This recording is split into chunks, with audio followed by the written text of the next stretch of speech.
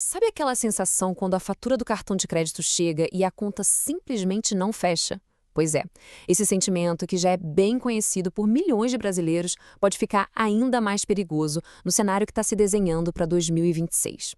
Hoje, a gente vai entender por que a dívida do cartão pode se tornar uma armadilha ainda pior e, claro, mais importante, como a gente pode escapar dela. Olha, só de ler essa pergunta já dá até um arrepio, né? A gente está falando daquela linha bem pequena na fatura, os juros do rotativo. É um número que parece inofensivo, mas que esconde um poder de destruição gigantesco. E se esse medo existe, pode ter certeza, ele faz todo sentido. E quem sente isso não está sozinho de jeito nenhum. Uma pesquisa da CNDL e do SPC Brasil mostra uma coisa que quem está endividado sente na pele. A dívida não afeta só o bolso. Ela vira ansiedade, irritabilidade, afeta as conversas em casa, o relacionamento com os amigos e até a produtividade no trabalho. É um peso que a gente acaba carregando para todo lado. Mas o que talvez muita gente não perceba é que essa armadilha deixou de ser um problema individual. Ela se transformou num desafio de proporções gigantescas, um desafio nacional mesmo. Bora dar uma olhada no tamanho real desse problema? Para pensar um pouquinho nesse número, 74,6 milhões. Segundo a Serasa, essa é a quantidade de brasileiros que estavam com dívidas recentemente. Gente, isso é mais de um terço da população inteira do país. É um número que mostra a profundidade da crise que a gente está vivendo.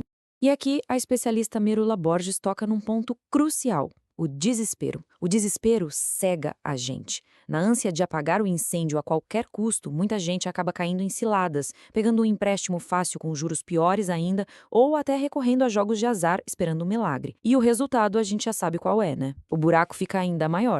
Ok, mas o que está por trás disso tudo? O verdadeiro motor que acelera essa bola de neve são os juros. E o cenário econômico que a gente tem pela frente joga ainda mais lenha nessa fogueira, tornando a situação extremamente perigosa. Para a gente entender isso de verdade, a gente precisa olhar para, digamos, a mãe de todos os juros no Brasil, a famosa taxa Selic. A previsão é que ela continue nas alturas, perto dos 15% ao ano até 2026. Pensa na Selic como se fosse o termostato da economia. Se ela está lá no alto, tudo que depende de crédito, como empréstimos e, claro, o nosso cartão, ferve junto. E é exatamente aí que a bomba explode. Aquela Selic alta se transforma nisso aqui, quase 440% ao ano. Essa é a taxa média que se paga ao entrar no rotativo. Vou até repetir para a gente ter noção do absurdo. Não é 40%, é 440%. É uma das taxas mais brutais do planeta. E a arma secreta que torna essa taxa tão mortal são os juros compostos, o famoso juro sobre juro. É nesse ponto que a matemática fica cruel. Sua dívida não cresce linearmente, ela se multiplica. Uma dívida de R$ 1.000 vira 2.000 em um piscar de olhos. Daqui a pouco já são 4.000. É uma verdadeira avalanche que começa com uma pedrinha e vira um desastre. Certo, o cenário é preocupante, a gente já entendeu. Mas aí, acabou? A gente fica de mãos atadas? Não de jeito nenhum. Existem estratégias testadas e aprovadas para escapar dessa armadilha. No mundo todo, duas são bem famosas. Vamos entender como elas funcionam e, o mais importante, ver se elas servem aqui para o Brasil. De um lado, tem o método bola de neve. A lógica aqui é mais psicológica, sabe? A ideia é quitar a menor dívida primeiro, não importa o juro. Para quê? Para dar aquela sensação de vitória rápida, aquele gás para continuar na luta. Do outro, o método avalanche. Esse aqui é matemática pura. O foco é atacar primeiro a dívida com a maior taxa de juros, porque no fim das contas é o que economiza mais dinheiro. E quando a gente bota na ponta do lápis, a diferença fica bem clara. Olha só essa simulação. Com as mesmas dívidas e o mesmo dinheiro extra, o método Avalanche não só quita tudo um mês antes, como ainda economiza R$ 435 em juros. Do ponto de vista matemático, não tem nem o que discutir, né? O Avalanche é mais eficiente. Mas aí vem a pergunta de R$ 1.000.000. Será que essa lógica funciona aqui no Brasil? Com os nossos juros de quase 440% ao ano, a gente pode simplesmente escolher um desses métodos e seguir em frente? A resposta é: não é tão simples assim. A verdade é que, na realidade brasileira, com os juros tão extremos, a gente precisa de uma abordagem diferente. É um passo que vem antes de qualquer outro. Especialistas como o Gustavo Cerbasi usam uma metáfora perfeita para isso. Primeiro, é preciso estancar o sangramento. E essa é a grande virada de chave. Entender que dívida do rotativo do cartão e do cheque especial no Brasil não é uma dívida comum que a gente anota na planilha. com juros que podem quadruplicar o valor em um único ano, isso é uma emergência médica financeira. É um sangramento arterial no orçamento. É como o próprio Serbasi diz, é preciso um senso de urgência.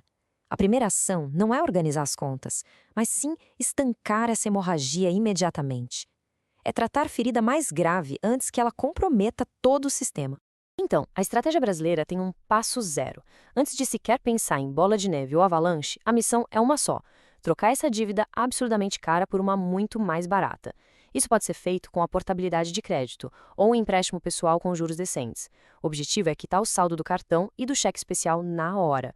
Somente depois, com o sangramento estancado e a dívida sob controle, é que a gente aplica o método avalanche para eliminar o resto do jeito mais eficiente possível.